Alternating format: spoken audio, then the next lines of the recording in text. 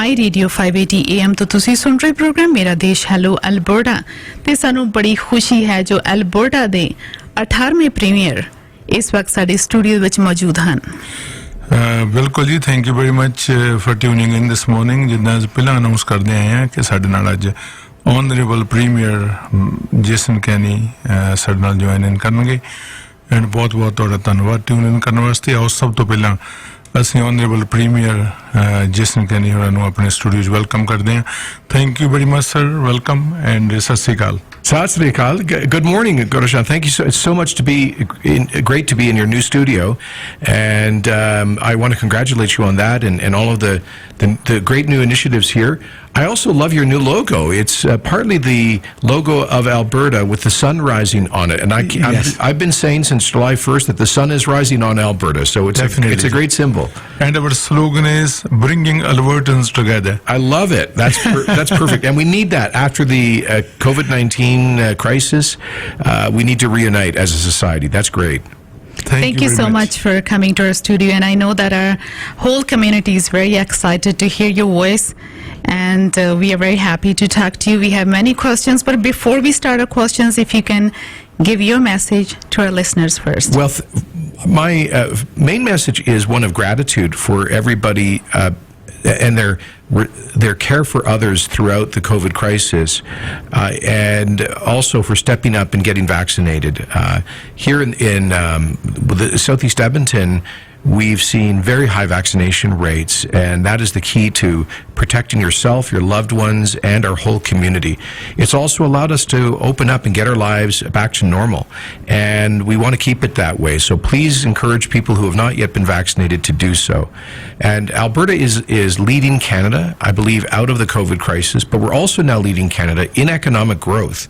The banks and think tanks say that we are leading the country in economic growth this year, and we'll do so again next year. That's after 18 really brutal months and 4 or 5 tough years in our economy. So we need that renewed sense of hope and optimism. Lots of new investment, job creation coming back to the province, and I'm optimistic about the future. Thank you. My first question is, some people are little worried about taking away all the restrictions. They see numbers are rising in US, England and Israel, and they're a bit scared that what's going to happen in Alberta, taking away all the restrictions. How important it is for them to know that all these decisions are on medical based science, and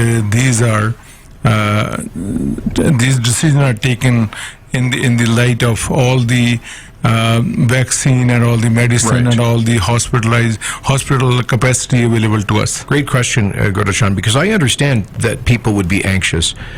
People have been anxious and sometimes emotional, understandably, for the last 18 months about both the disease and the restrictions, and they're right to have been concerned.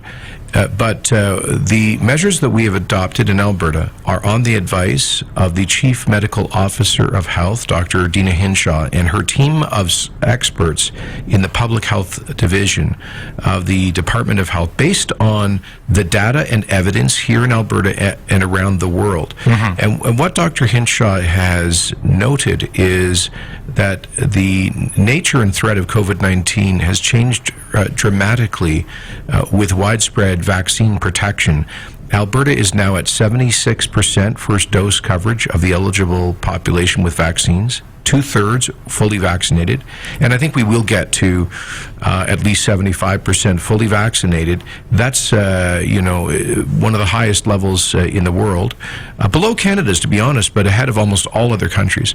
The 95% of people getting sick, 95% of people testing positive and getting sick in hospital and passing away from COVID now are not fully vaccinated. That just shows you the power of the vaccines. Yes. Right now we have only one patient in ICU who is fully vaccinated, and we've had 0 COVID deaths reported for basically the past week.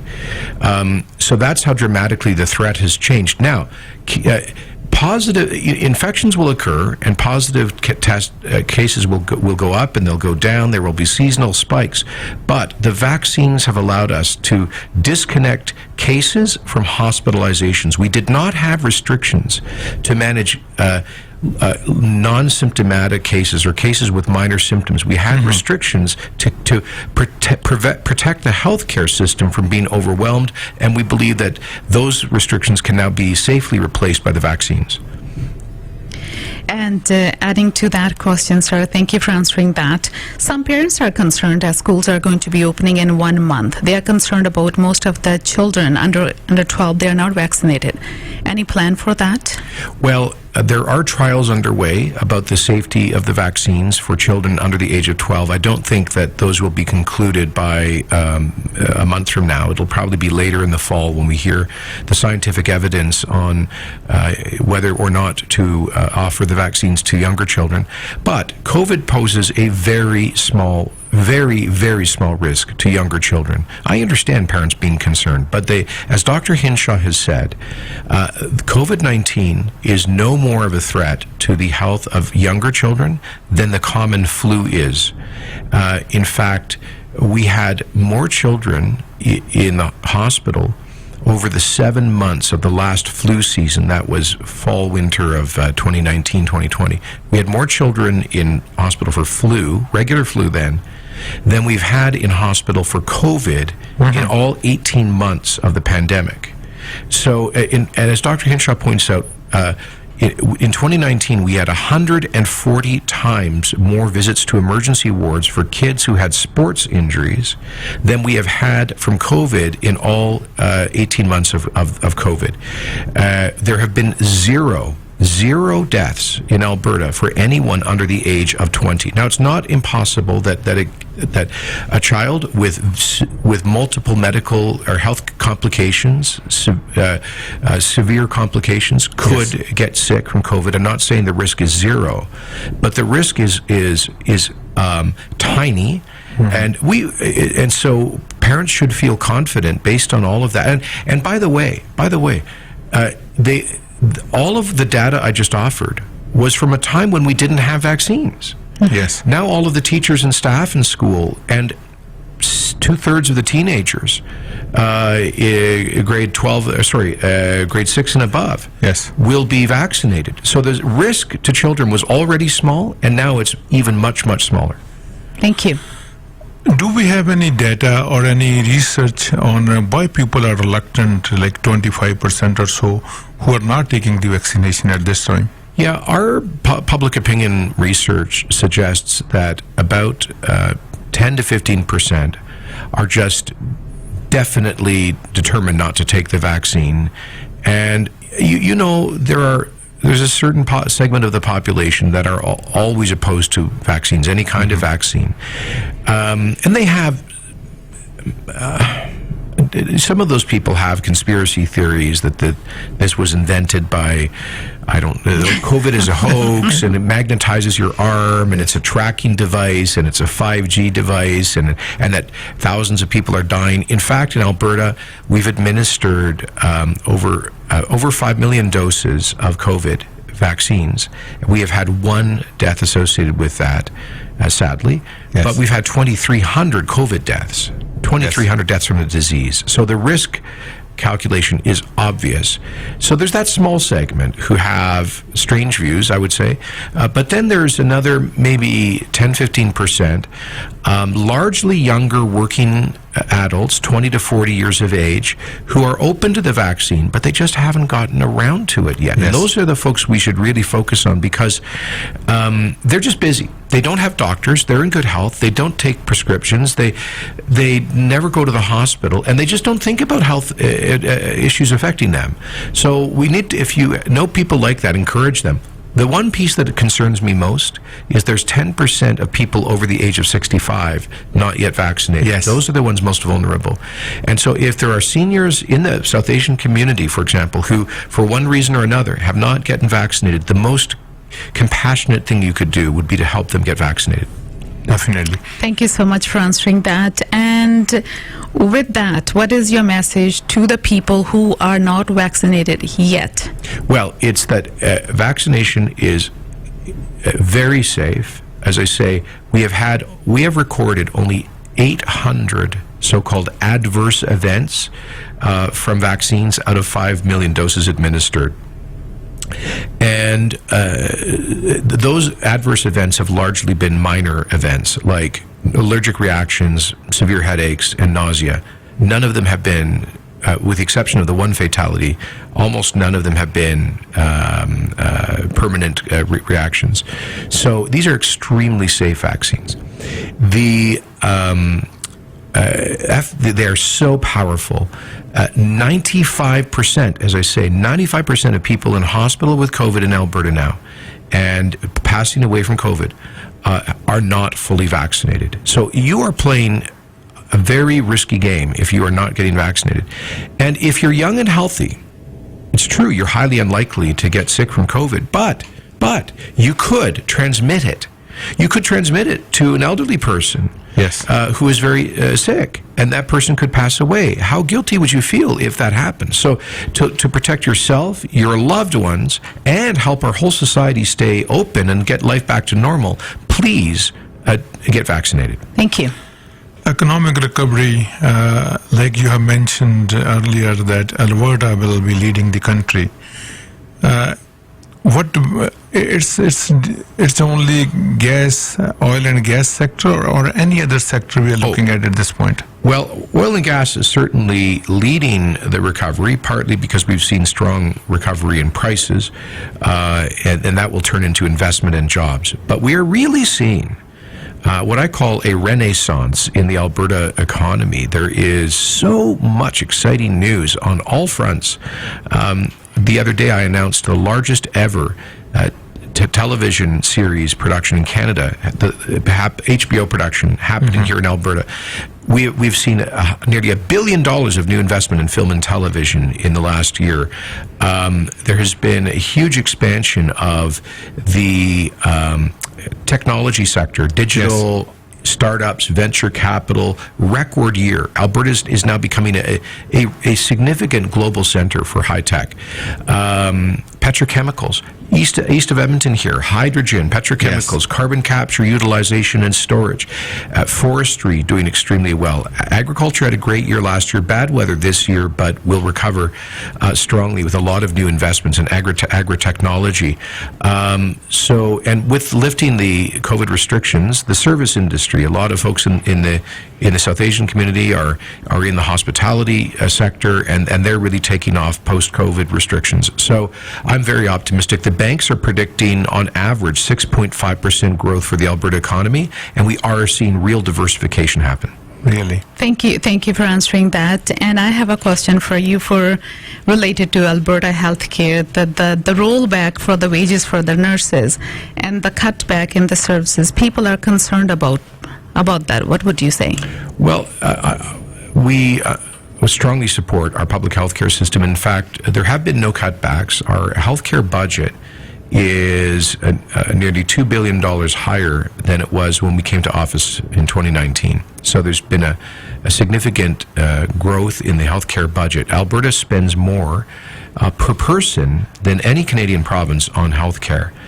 We're actually adding in this year's budget, I believe it's $900 million, particularly to help reduce surgical wait times and perform more surgeries, not fewer. But if we want to do things like that, we need to be able to manage our labor costs. We spend more, like I say, 20% more in healthcare than other provinces, and that's mainly because of labor costs that are much higher here. So we're in a negotiation, and it's just that the government's job in the negotiation is to defend the interests of taxpayers. The union's job is to defend the interests of their members. I hope we can have good faith and thoughtful negotiations and come to a reasonable conclusion. We want to pay our nurses, not just fairly, but generously. Right now, they're paid about 6% more than nurses on average in the rest of Canada. We have more nurses actually working in Alberta today than ever in our history, and we have more physicians working now than ever in our history. So I'm confident that we can get through these negotiations and ensure that the health system is sustainable for the future. Thank you. So what was the reason having those news that some of the emergency beds are shut down, especially in the rural Alberta? What was the reason behind it? Well, that was mainly, so in rural areas, often staff and doctors there's not a surplus of them because it's often difficult to encourage physicians to work in rural and remote areas. Especially, we find younger physicians, more focused on their own quality of life, and they like the amenities of the big cities. So it's always a challenge to get doctors to go and serve in smaller communities. And so when you see, like in the summertime, a lot of doctors and nurses tired from COVID, taking summer holidays, that's created some staff gaps. But as AHS has said, Alberta Health Services has said, 98%, we're at 98% of our normal operational capacity right now. And anybody who needs care, any part of the province, will get care. But I'll just give you an example. I called my own family physician yesterday, and he's away on holidays for a month. So I hope he has a good break. Definitely. And my next question is, sir, how is the financial health for the province right now after the pandemic? How bad we are in a debt, or how hard it is for us to recover from that? Financial health of the province is unfortunately very poor right now. COVID was a disaster for Alberta's finances. We already went into COVID with about a $7-8 billion deficit. Although we had a plan, a credible plan, to eliminate the deficit and bring balance to our finances over the course of the next couple of years through gradual restraint of spending. But what COVID did was to blow a hole in our revenues and cause billions of COVID-related spending. So we now have a deficit this year, we estimate, of around 16-17 billion. And that is Gursharan, that is a serious challenge that we all have to face as a society. I know there are some people who just like to ignore it, and we just carry on business as usual. But eventually the bills come due. I would say to people, if you're running your household budget on your Visa card, you've maxed out your mortgage, you've maxed out your credit cards, you're paying more and more on interest payments. That's where does that lead you? Maybe bankruptcy. Yes. Now, we don't want to go in that direction as a province, so we're going to have to. That's why we are trying to exercise some spending restraint. It's not dramatic. We're only trying to reduce our spending by 2-3%. Everyone listening to us knows that in their personal budgets at various times, they've had to cut more than 2 or 3% for your businesses, for your nonprofit organizations, for your household budgets. The government should be able to do the same thing. Next question, sir. We saw that in Alberta, we experienced that there was a balanced budget, and there was a zero debt, and then money was given away to Albertan, and it's not happened once; it happened twice. Yeah. And again, we get away with paying healthcare premium. Right. We used to, yeah. Yes, I remember we were paying that. Every household was paying that. If you are up to a certain income level, your healthcare was free. Do you see any of those things coming back now, like probably a premium for our healthcare, or any tax on the card right now for Alberta government? We have no intention of raising taxes on Albertans. We're just emerging from 4 or 5 really tough years in our economy. Many people have seen their take-home pay cut. They're unemployed. We have 200,000 plus unemployed people. We don't want to hurt them more financially. So our view is, look, if we simply hold the line on with some minor spending restraint, getting to the average spending of other Canadian provinces, revenues will recover as the economy grows, and we should be in a position to bring our finances back into balance about 3 years from now. But it will take tough decisions on our part. But I'd rather that the government take those tough decisions than force those tough decisions on taxpayers. And this is a very important point to make. If you raise taxes, all the government is doing is passing on tough decisions to ordinary people. Then they have to cut their budgets. So I think in a $60 billion government, with the most expensive provincial government in Canada by far, surely we can make some of those difficult choices instead of passing them on to taxpayers. Thank you for answering that. And we do hear people talking here. There are some of Albertans there saying, why don't we have a tax on us, PST? Any thoughts about that? Well, I'll just repeat what I said before, which is we continue to spend, it was 20% more than the average of Canadian provinces. It's now about 15% more. Why would we ask ordinary people to pay more for the least efficient provincial government in Canada? I don't think that's fair to taxpayers. If we were to bring in a PST, like the GST is 5%, let's say a 5% PST, that would take about $1,600, $1,800 out of the pockets of an ordinary Albertan. People who are already struggling with the cost of life. Now, one last point I would make is there is a law in Alberta called the Taxpayer Protection Act, which requires a referendum of all Alberta voters before a sales tax can be introduced. And I don't think the majority of Albertans would endorse a sales tax in that referendum, at least not now. Thanch you. Well, but there is one argument in Alberta. We are most like richest, one of the richest province and oil-rich province.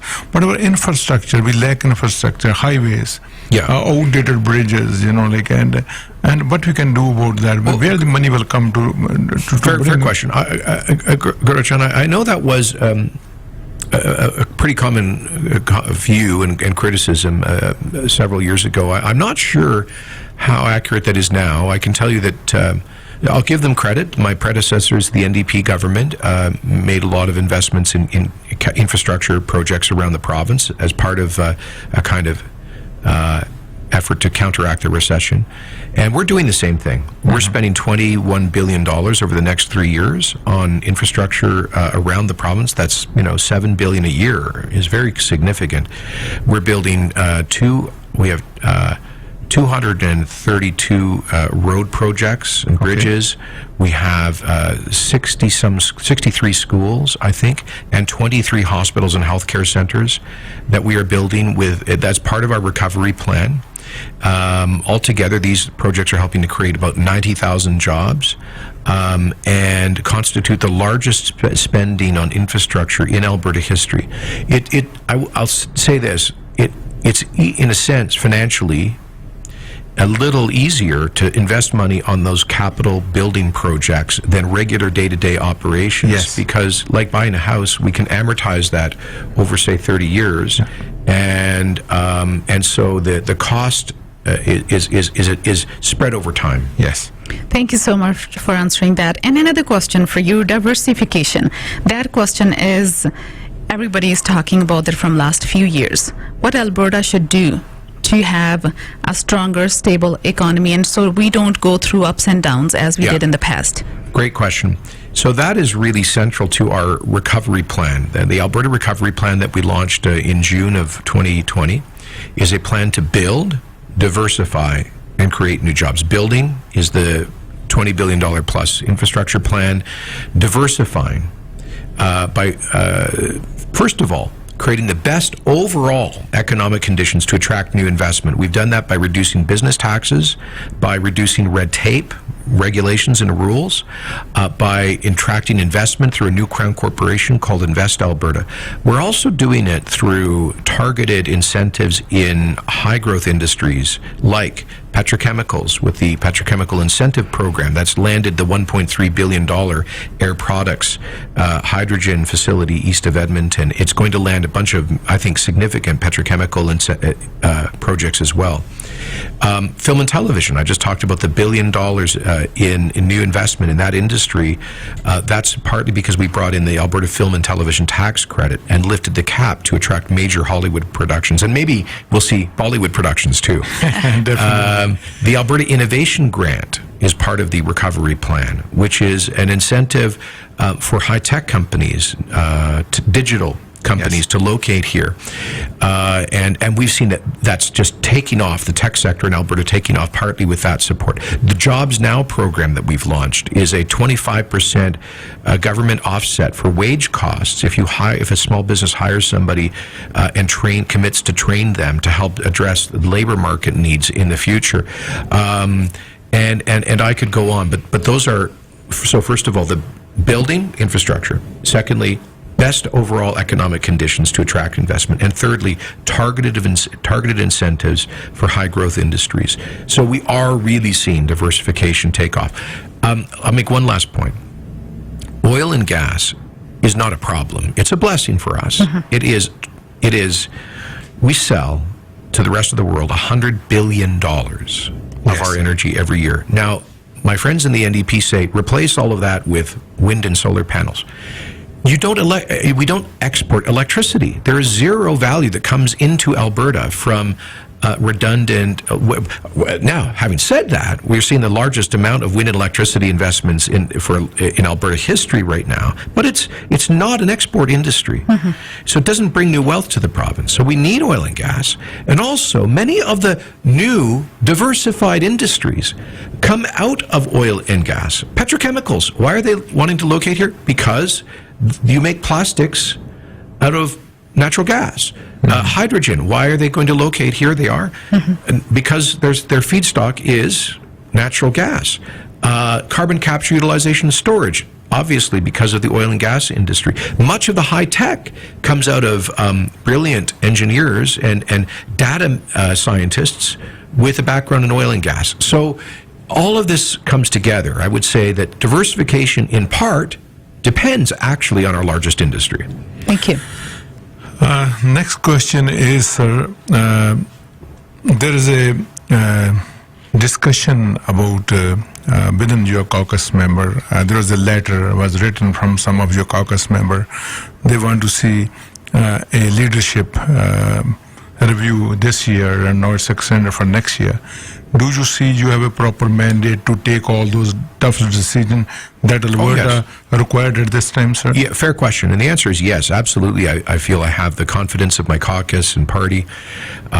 Just to be clear about that, I think that we had one caucus member out of 64 who wrote a letter calling for my resignation, and the response of our caucus was to ask that person immediately to leave. So I have a very strong sense that our caucus is united, and that I very much appreciate their confidence.